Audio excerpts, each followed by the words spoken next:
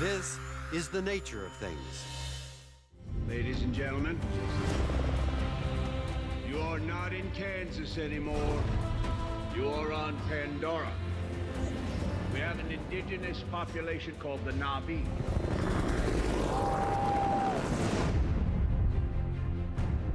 Avatar thrilled audiences around the world with its spectacular story about a native tribe on the planet Pandora, doing battle with forces determined to mine their land, destroy their home, and sever the sacred connection to the web of life. It was thrilling stuff. They've sent us a message that they can take whatever they want. But here on planet Earth, you don't have to travel far to see a similar kind of story. Watching Avatar, I'm reminded of what's happening in Peru.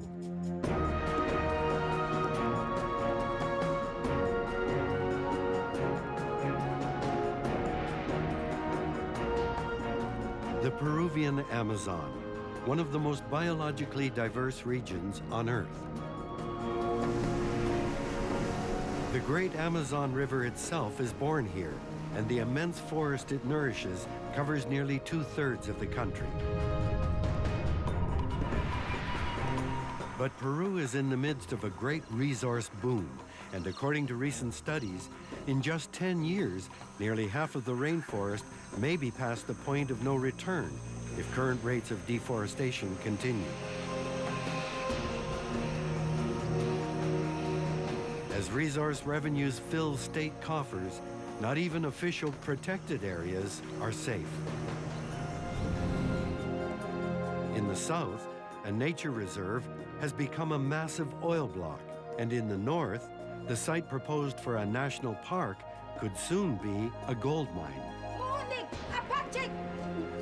This rush on the Amazon is fueling serious conflicts with the indigenous people who call the forest their home. People who resent not being consulted about development on their traditional land. People who now find themselves fighting for their way of life, pitted against the state, powerful corporations, and sometimes even against each other.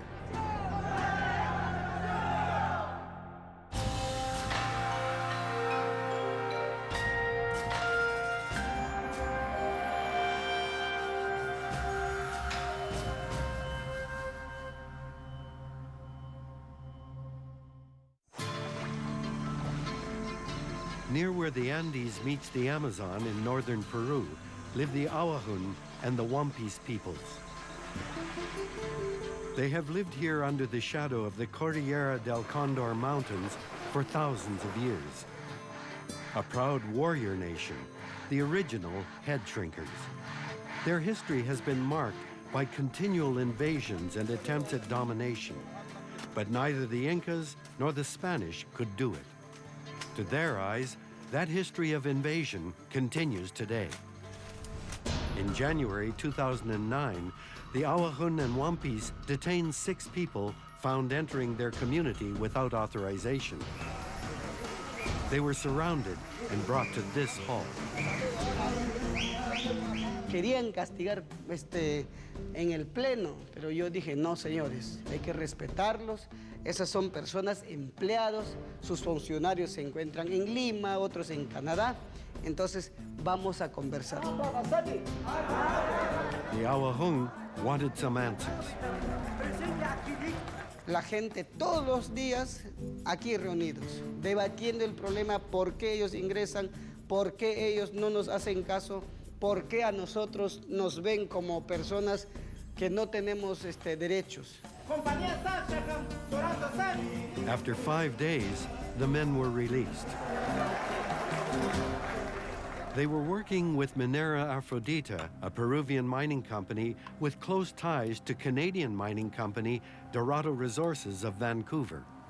Hasta ahora seguimos teniendo serie de problemas. ¿Por qué? Porque la empresa minera canadiense Dorado emite en sus medios de difusión por internet de que ellos van a ser propietarios de esa zona, donde van a explotar oro y prácticamente se sienten dueños, pero ¿a quién le han consultado? These mountains are not just the sacred ancestral home of the Awajún and Wampis, they're also loaded with gold. Dorado Resources is keen to get it, and the Awajún vow to stop them because they agreed to establishing a national park here, not a gold mine. The Cordillera del Condor runs between Ecuador and Peru. The area is so remote that the border between the two countries lay undefined for decades, and border conflicts were common. In 1995, war broke out again. The Awajún served as guides for the Peruvian army because they know the area like no one else. Cada uno llevaba pues, por lo menos unos 100, 200 raciones para los soldados, ¿no?, que estaban adentro. Y ellos sí conocían la ruta, conocían las trochas, ¿no? Y apoyaron bastante estos nativos de la zona. By 1998, an agreement between Ecuador and Peru defined the border for good. One of the components of the agreement was the establishment of protected areas on both sides of the border for peace and conservation. Awajún communities like this one participated in a careful 2-year process to define a new national park along the Cordillera del Condor. Zebelio Cayap is president of the indigenous organization that took a central role in the park planning. En primer lugar, la población no quería ceder que esa parte sea parque nacional, ni reservas comunales. Pero es por eso el gobierno nuevamente, como ya entramos a una consulta, el gobierno dijo, bueno, yo les propongo que esa zona va a ser zona intangible, donde no se va a sacar ningún pedacito ni un daño ecológico. Así haya sido su territorio ancestral, queremos protegerlo. Luis Espinal of Conservation International worked with the government and the Awajún on the park project. La importancia de este parque nacional radica en que no solamente estamos pensando en conservar biodiversidad, sino también el conservar las costumbres y la cultura de estas comunidades. During the park planning, the State Environmental Authority highlighted the fragility of the Cordillera's biodiversity and the importance of protecting these headwaters from mining, waters that flow to the downstream Awajún communities. Son cabeceras de cuenca, es la zona donde nace el agua. Una actividad minera en la zona de la Cordillera del Cóndor devastaría esta biodiversidad. No hay forma de cómo una actividad minera proteja la biodiversidad que existe en la zona. Finally, in 2004, an agreement was reached between the Awajún and the State Environmental Authority. This would be the Cordillera del Condor National Park. Entonces todo el mundo se han abrazado con el gobierno, ya así, a pesar de que ha sido el territorio ancestral, vamos a ponernos un pacto de acuerdo que esta zona va a ser tanto del gobierno y de nosotros. La participación va a ser mutua. Entonces la gente aplaudieron, se abrazaron y festejaron. Final. But the celebrations were all for naught, because 2 years later, the new president of Peru had entirely different plans for the Awajún's Condor Mountains home. In 2006, Alan Garcia was elected president of Peru and lost no time in announcing his intention to develop the Amazon. He said Peru was suffering from the gardener's dog syndrome. The dog doesn't eat any of the food in the garden, but won't let anyone else eat it either. To Garcia, the Amazon was a garden, and the dog was the natives. Estas personas no son ciudadanos de primera clase que puedan decir 400.000 nativos a 28 millones de peruanos, tú no tienes derecho de venir por aquí. De ninguna manera. Eso es un error gravísimo y quien piense de esa manera quiere llevarnos a la irracionalidad y al retroceso primitivo. Almost immediately, President Garcia began passing laws to weaken native land claims. The process reached its peak in 2009 after a flood of decrees cleared the way for the privatization of indigenous land. Massive protests spread throughout the Amazon, led largely by the Awajún. For nearly 2 months, the natives stood their ground and demanded the laws be repealed. On June 5, 2009, the National Police confronted the protesters, blockading the main road near the town of Bagua.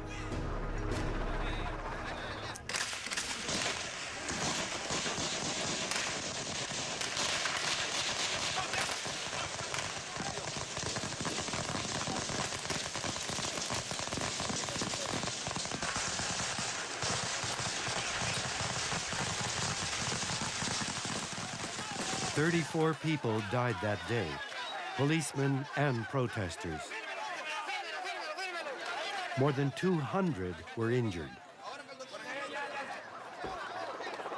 Bagua ha sido un hito para el conjunto del país, en la población en las ciudades, en el resto del país. Reconoció que los indígenas no eran solamente un resto de la historia peruana, unos remanentes del pasado, sino una población que tenía su propia visión acerca del desarrollo y logró simpatía de muy amplios sectores de la población. And from the media. Lo que van a escuchar son palabras de indignación, de rabia, de un dolor realmente tremendo, pero esta mujer tiene derecho por lo menos a ser escuchada y a ser escuchada en todo el Perú. Adelante.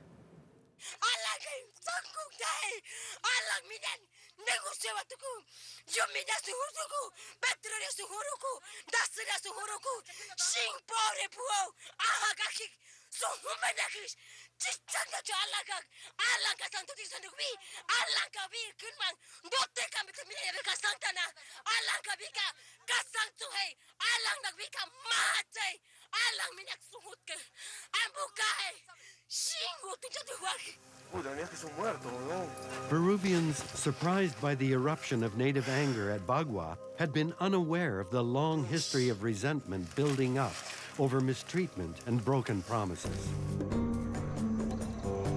To understand it, they needed to look no further than the Condor Mountains.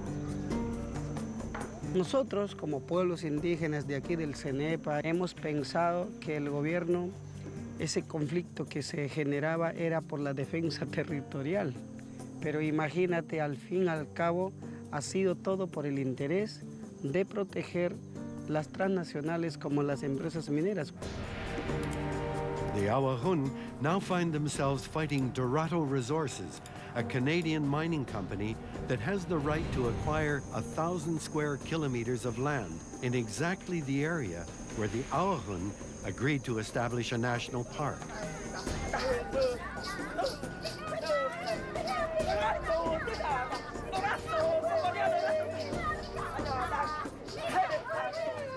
But where these natives stand united before the threat of mining, others in the south find their community being pulled apart by the hunt for oil.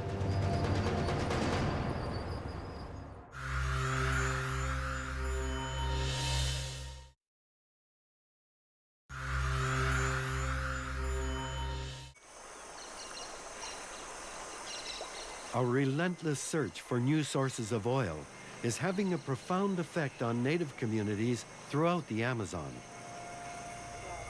In the southern province of Madre de Dios, a story of altered agreements, a maverick oil company, and a native community cracking under pressure.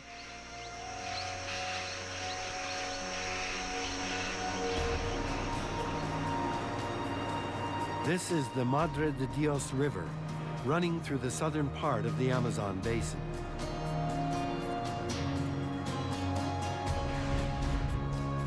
Several protected areas can be found along the river. One of them is the Amarakairi Communal Reserve. You would think that a reserve set up to protect the headwaters of two great rivers would be free of a destructive activity like oil and gas development. But Hunt Oil seems to believe that oil and water can mix quite well. Today, the Amarakairi Reserve finds itself threatened with a major oil and gas project by the Hunt Oil Corporation of Texas. That threat alone is already having a serious impact on the communities that surround it. Hey, Antonio. Hey.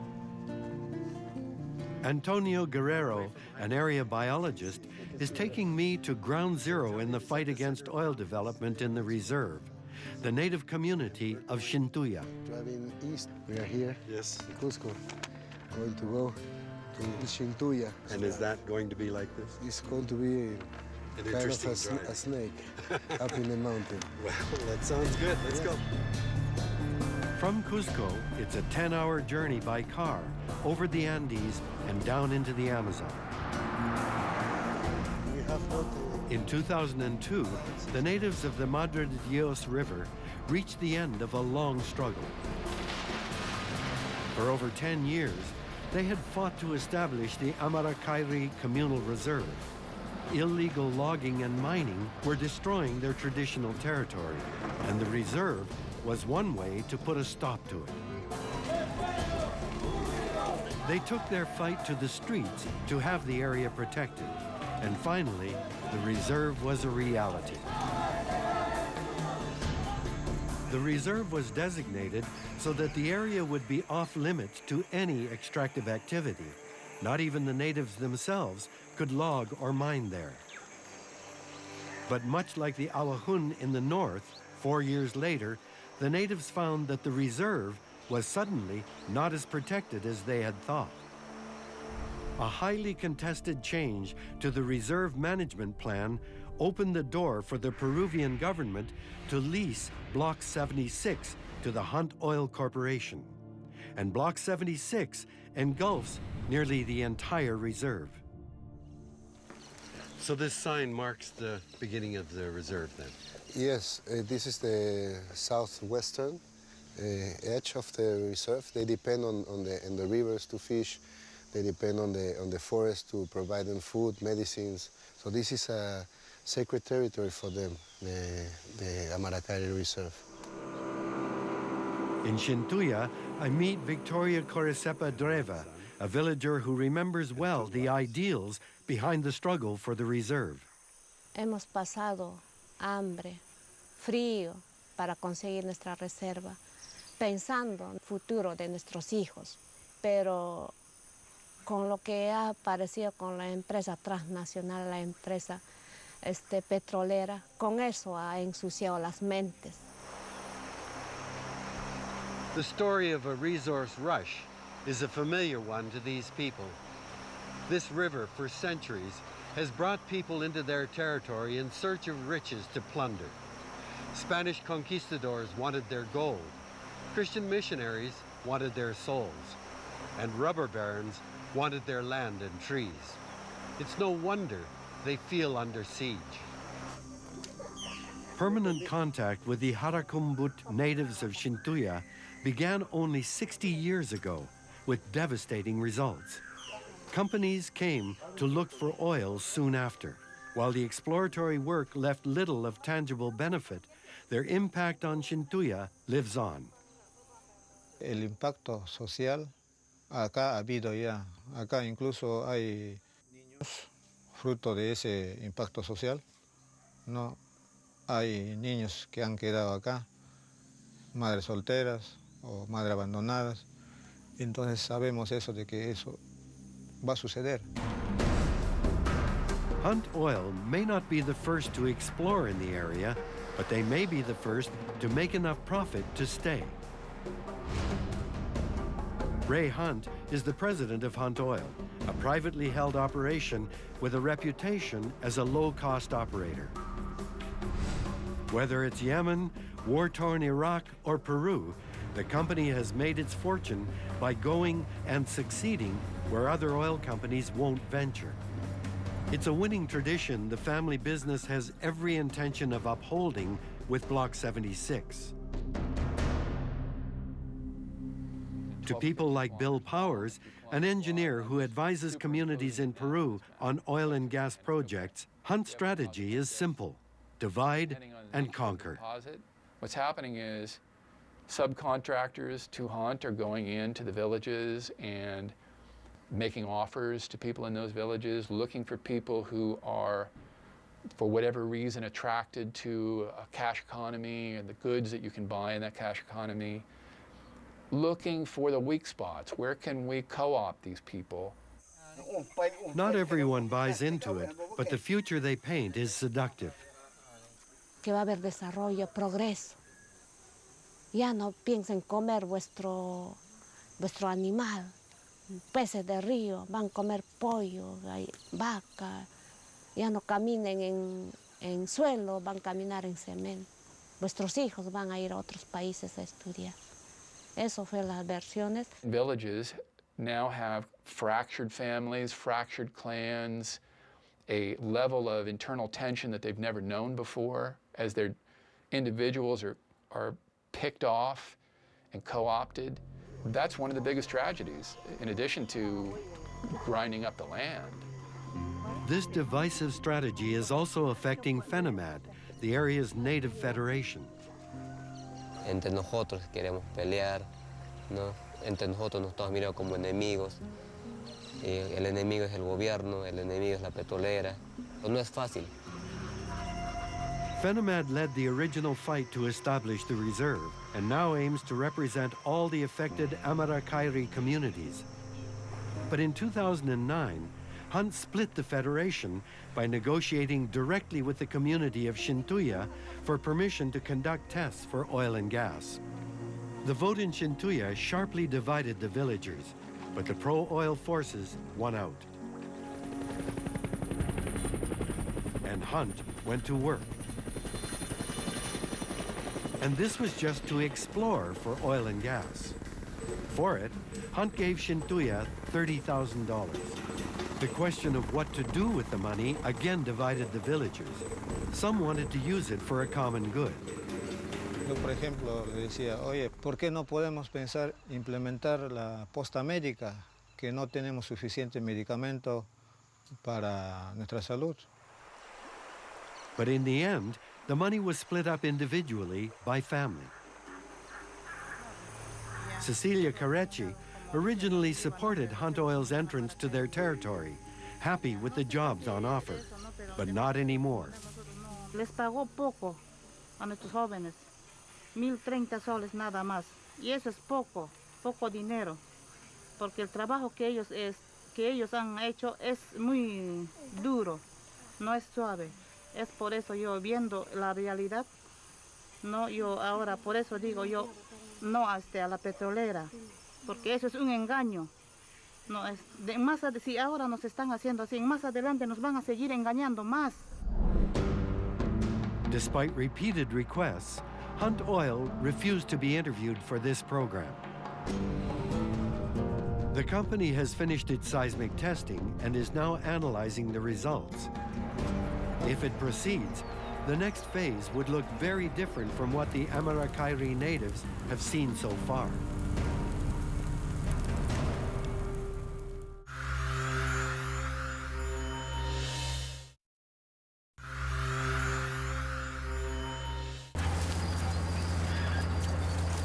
In southern Peru, Hunt Oil is poised to move into Block 76. Their operations would dramatically transform the Amarakairi Communal Reserve. If they find multiple commercial deposits, then this is going to become a pretty high-density industrial development. What I expect that they would do is stick to the game plan that has worked for them already in Peru, which is, number one, minimum cost.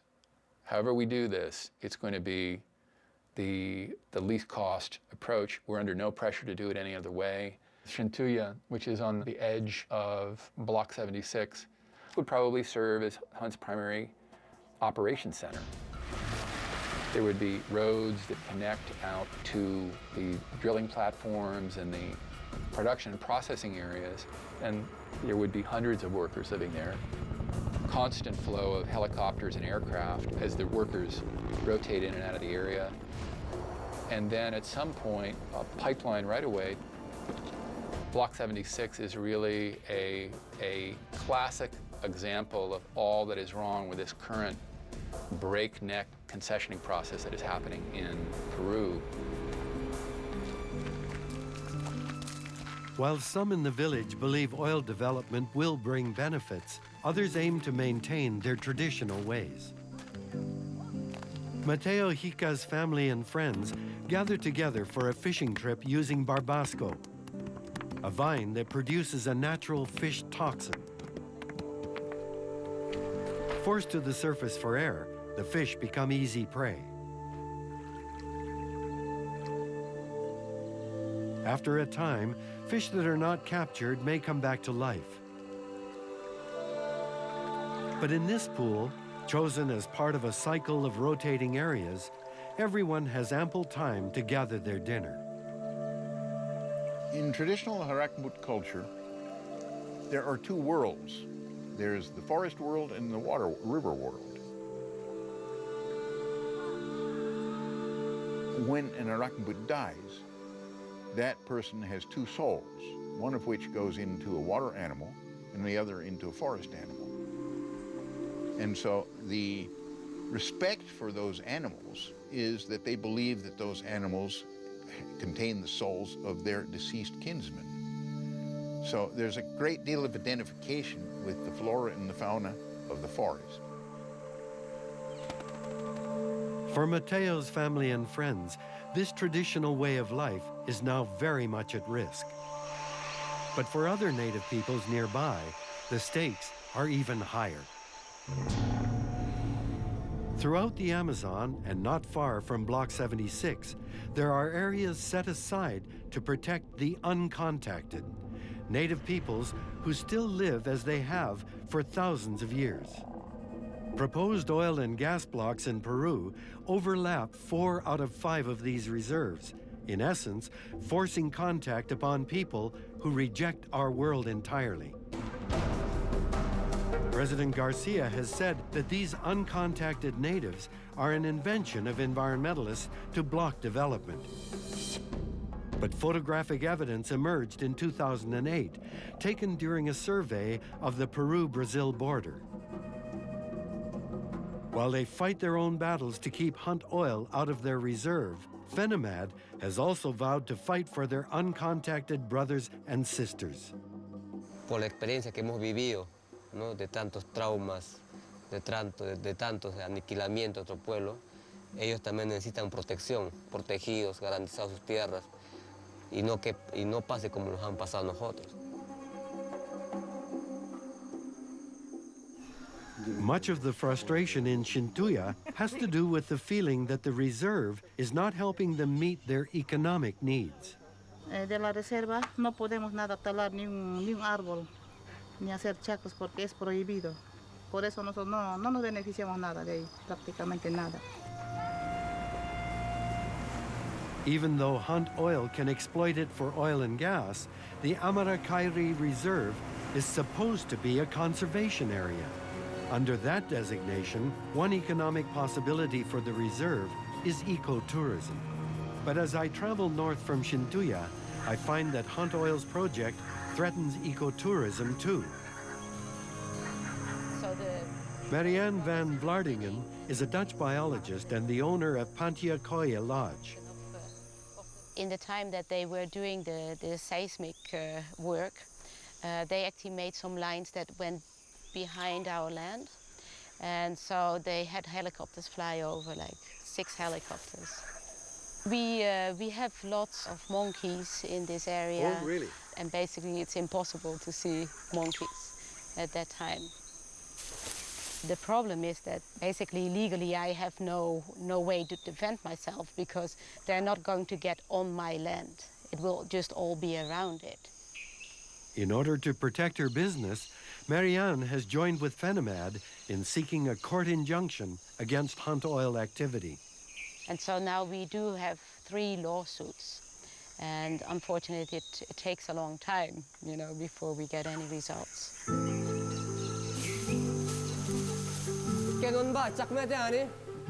Back in the town, Fenomet has called a special gathering to try to regain unity within the village and federation. Jaime Coracepa addresses the crowd. Lo único que quiero como presidente de FENAMAD es, así como son grandes líderes de cada pueblo, ¿cómo consolidamos la selva con una maracaire? In the dark hall, the pro-oil villagers sit as a block and dominate the meeting. Antonio translates the proceedings for me. But even without that, the divisions are clear.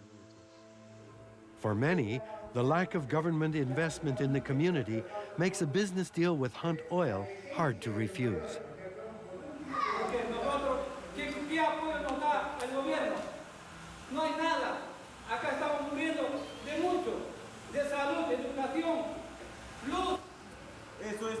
Not long into the meeting, I'm asked to explain what our crew is doing here. On behalf of my crew filming here, I want to thank you for allowing us to come into this community and to make the film.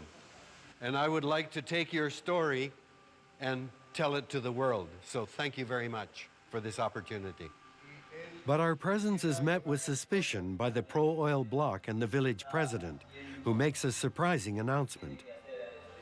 Lo que está programado de ustedes, no lo voy a permitir a todas estas salidas que van a hacer al campo. Perhaps the president was simply playing to the crowd. In any case, there was no unity being fostered in this meeting. The next day, the president allows us to do some filming, but all our requests for interviews with pro-oil villagers are rejected. I ask Victoria how she feels about the meeting last night. Lamentablemente me da mucha pena que estemos peleando por una causa injusta entre nosotros.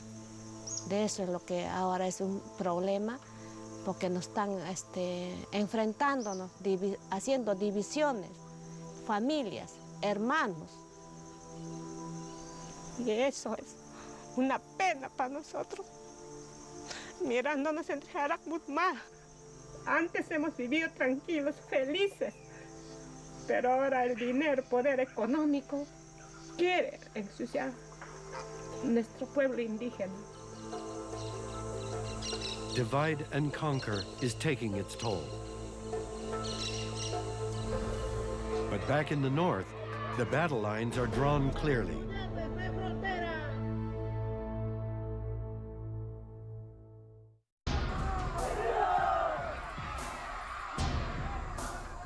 Here in northern Peru, near the Cordillera del Condor, the Awajún and Wampis are gearing up for a fight.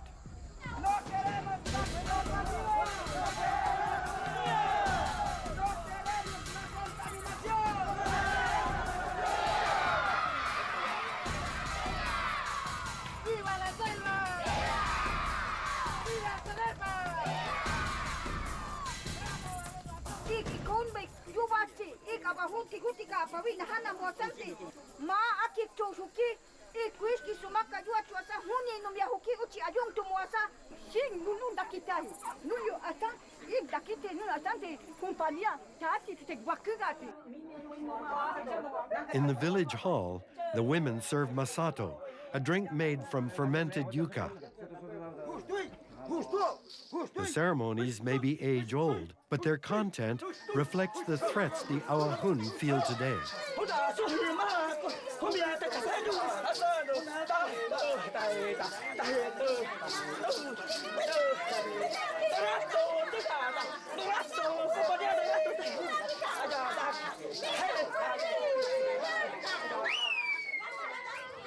Dorado Resources is a junior mining company based right here in Vancouver. Requests for interviews have been turned down for the stated reason that Dorado has never and is not now doing any mining activity in the Cordillera. But an examination of what they've put on the internet would never give you that impression.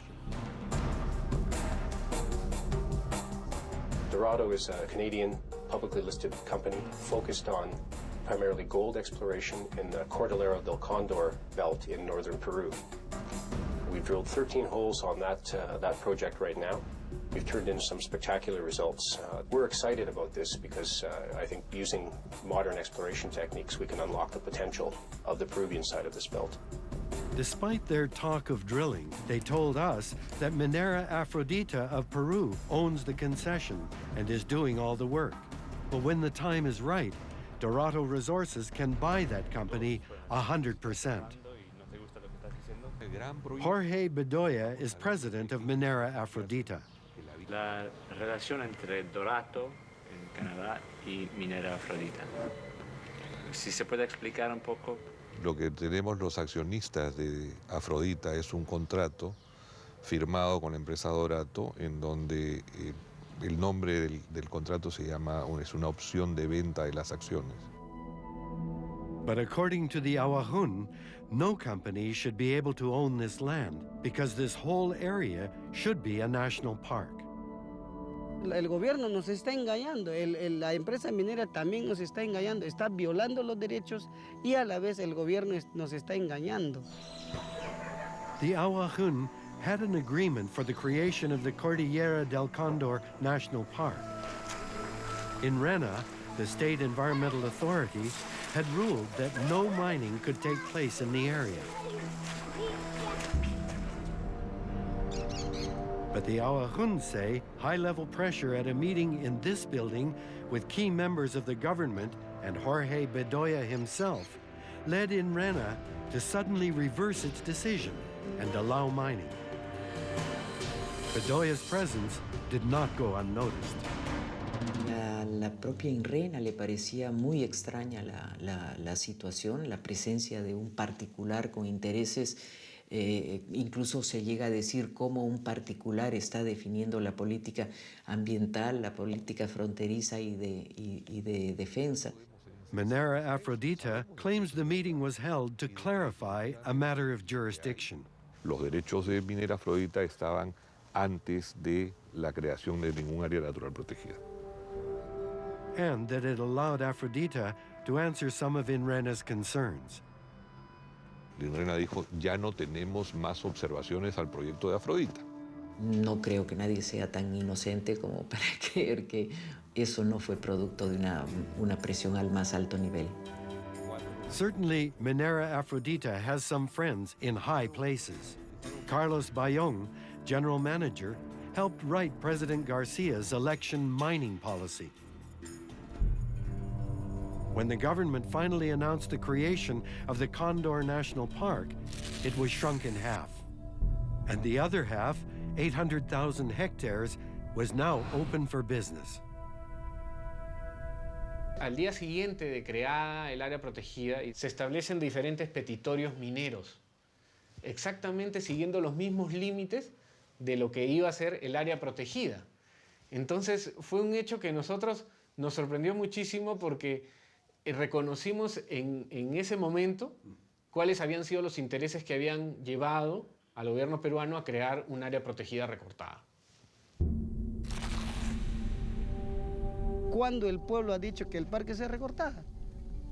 Entonces nosotros no nos sentimos, sentimos más que todo humillados, discriminados, porque ponemos nuestras propuestas y el gobierno le dice, no, mi pensamiento es lo más importante.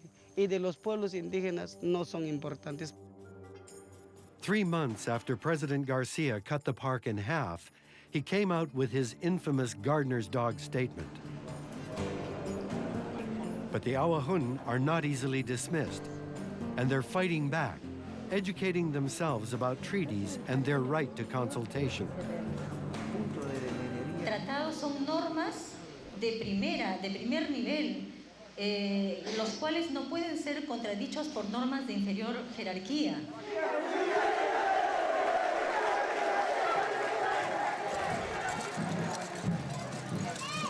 For its part, Minera Afrodita claims that the indigenous organization Zebelio leads has been hijacked.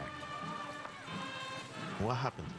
All these communities, in many ways, have been taken as hostages by these NGOs So a lot of times what happens is they have so much access to the press, to the newspaper, to the TV, that they try to show that there's a huge opposition to mining, which is not the case. The Ministry of Energy and Mines says the natives are simply ignorant of modern-day mining practices. El adelantar que un proyecto es contaminante porque se llama minería, no es correcto. And so, according to Felipe Ramirez, Director of Environmental Affairs, there's really not much to worry about. Ahora, el pueblo Aguajún está bastante lejos de la cordillera, ¿no? En el mapa se ve muy cerca, pero a pie son varios días. En avión de repente se ve un lugar lejano, pero imagínate, la cordillera del Cóndor está en 1.300 metros sobre el nivel del mar. Estamos aquí nosotros. Y aquí se realice, esto no es tan lejos, porque las aguas nacen de aquí, de la cordillera del Cóndor, y bajan. Entonces para el agua no es tan lejos, ni para nosotros no es tan lejos.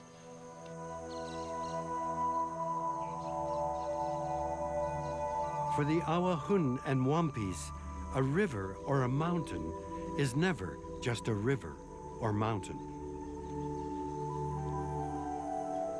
Cuando ya uno que se busca visión, de allá sale para dar la vida, para estar para el futuro libertad y para tener la potestad de vida, y todo parte de allá. Y por eso es espíritus que hay allá de vienen. Entonces ahí, por eso es para no pueden molestar, habían dicho así.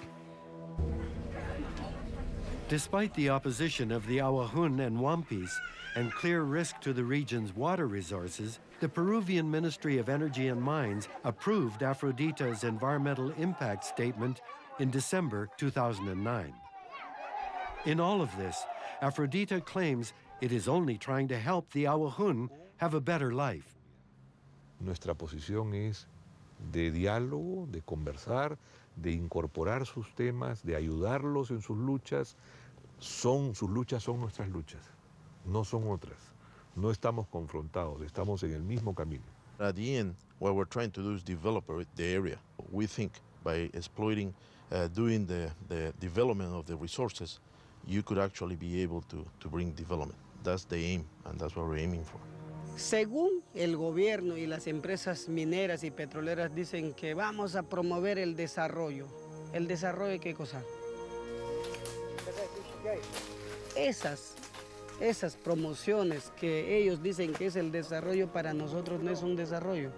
El desarrollo para nosotros es la capacidad intelectual, la capacidad cognitiva que los pueblos indígenas lo hacen en su vida propia misma. Pero sin perder de tener escuelas donde los niños van a estudiar. Eso no estamos negando. El gobierno puede traer proyectos a cambio de que yo te doy la mina y tú me lo das la construcción. ¿Por qué nos dicen que somos perros del terreno? ¿Por qué nos dicen que somos pobres? ¿En qué somos pobres? ¿En qué somos pobres? Somos inteligentes, tenemos 2 manos, 2 pies para trabajar, sabemos conservar la ecología. Por nosotros vemos el bosque famoso, por nosotros respiramos el aire puro, por nosotros vemos la grandeza de la Amazonía. A nosotros no nos hace falta, tenemos todo.